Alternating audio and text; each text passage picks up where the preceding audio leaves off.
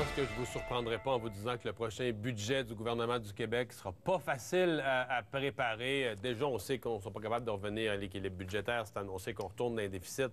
Mais même là, les nouvelles financières pour le Québec ne sont pas excellentes. Déjà, le Conseil du patronat commence à mettre la table, à essayer de parler, influencer le ministre des Finances, proposer des choix.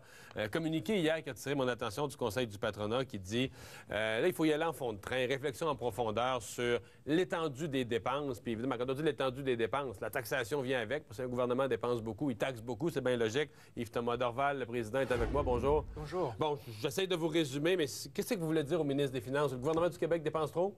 On est rendu au fait où les revenus ne sont pas suffisants pour les dépenses. Donc, on est dans un déficit structurel. Parce que l'économie marche pas assez ou parce que le gouvernement dépense trop ou les deux?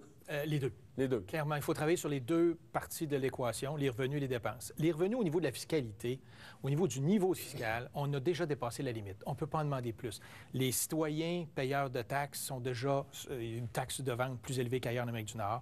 Des impôts sur les revenus maintenant plus élevés qu'en Amérique du Nord. Les taxes sur la masse salariale pour les entreprises plus élevées qu'en Amérique du Nord. Quand on dit, là, mais toute taxe confondue, là, pour les citoyens de la classe moyenne, qu'on est les plus taxés en Amérique du Nord ou parmi les plus... C'est vrai, ça, c'est vérifiable. Ah, tout à fait. Tout à fait.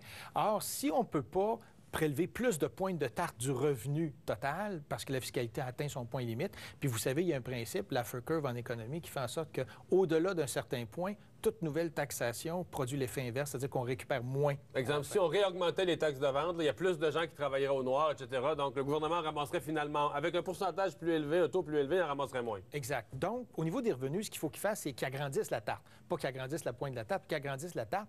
Et là, le gouvernement, cet automne, est arrivé avec plein de nouvelles initiatives économiques. La plupart ont été applaudies ou approuvées ou appuyées.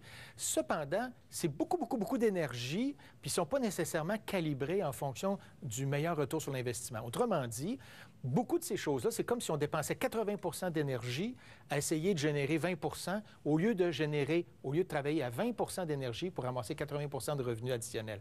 Et c'est ça le problème actuellement. Il y a un saupoudrage énorme. Ça, c'est l'aspect revenu. L'aspect dépenses, maintenant, ce qu'on dit, c'est que quand on regarde nos revenus et nos dépenses, bien, nos programmes, puis je vais donner ça comme exemple, tous nos programmes sont plus généreux que la moyenne canadienne. Dans n'importe quel domaine. Mais ça, c'est la grande contradiction. On est l'avant-dernière province la plus pauvre au Canada, puis on est celle avec les programmes sociaux les plus généreux. Il ne faut pas tomber en bas de notre chaise de surprise que le gouvernement soit dans le trou. Ben voilà. Puis n'importe quel père ou mère de famille, ils vont essayer à un moment donné de dire, écoute, si je gagne tant comme revenu de travail, ben je peux me permettre tant. Puis si je vais au-delà de ça, ben je vais être obligé de réduire. Ça ne veut pas dire qu'il faut que j'abandonne tout puis que j'abandonne ma qualité de vie, mais il va falloir que j'abandonne des choses qui sont peut-être pas essentielles. Alors, quand on regarde nos programmes, il y en a plein. Hein? Il y a plein de programmes où est-ce que l'assurance parentale, la CSST, la santé, etc. Il y a les plein garderies, les frais de scolarité. On est tous plus généreux. Nous, ce qu'on dit, c'est que la journée où on aura des surplus, peut-être qu'on pourra s'occuper de se donner une générosité plus grande. Mais pour le moment, on est en bas de la moyenne canadienne. On ne devrait pas être en mesure de se payer plus que ce qu'on retrouve dans la moyenne canadienne. Donc ça, c'est un exercice très simple à faire. Et n'importe qui le fait pour son propre... C'est simple à faire pour le président du Conseil du patronat, mais politiquement, c'est pas simple à faire parce que là, si les gens du Parti québécois qui gouvernent aujourd'hui étaient là, ils diraient... si on fait n'importe quel des choix que vous proposez, les gens vont crier, vont descendre dans la rue. Nous, on s'est fait élire le Parti québécois en disant on est social, on a le cœur ouvert, on a une générosité, on s'occupe de tout le monde. Alors, si tu fais des choix durs au niveau économique, là, le peuple va hurler. Mais c'est le même principe que le développement durable.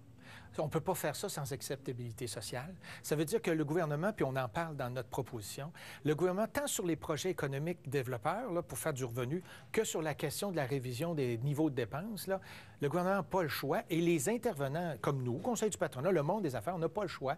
Il faut travailler aussi sur l'éducation, sur la sensibilisation, la promotion, pour mieux comprendre que la qualité de vie va dépendre de notre capacité à générer des revenus, puis va dépendre aussi de notre qualité de vie future, à ne pas s'endetter de façon continue. Et ça, tant que le citoyen va recevoir... Le retour au déficit, là, annoncé, oui. On nous dit 2 ans, puis la 3e année, on pourrait revenir au déficit zéro. Moi, je suis sceptique. Parce que on pense que c'est rendu structurel, nous. Oui, moi, je pense qu'on est reparti avec des déficits. Là, mais peu importe. Ça vous inquiète, ça? Bien, tout à fait. Tout à fait. Puis c'est pour ça qu'il faut sensibiliser davantage la population, parce que les politiciens ne peuvent pas le faire tout seuls, parce que c'est très facile de faire peur au monde. N'importe quel groupe de pression peut arriver et faire peur au monde en disant, écoutez, votre qualité de vie va être rendue diminuée, etc. Nous, ce qu'on dit, c'est pas de diminuer notre qualité de vie, c'est de la mettre au même niveau que notre capacité d'avoir des revenus, même niveau que l'ensemble canadien, par exemple. C'est pas normal. On est la 12e province sur 13 provinces et territoires en termes de revenus disponibles. Donc, on est la plus pauvre, l'avant-dernière. Juste les petits Prince-Édouard qui sont plus pauvres que nous. Mais on a tous, nos programmes sont plus généreux que la moyenne. L'équation ne fonctionne pas.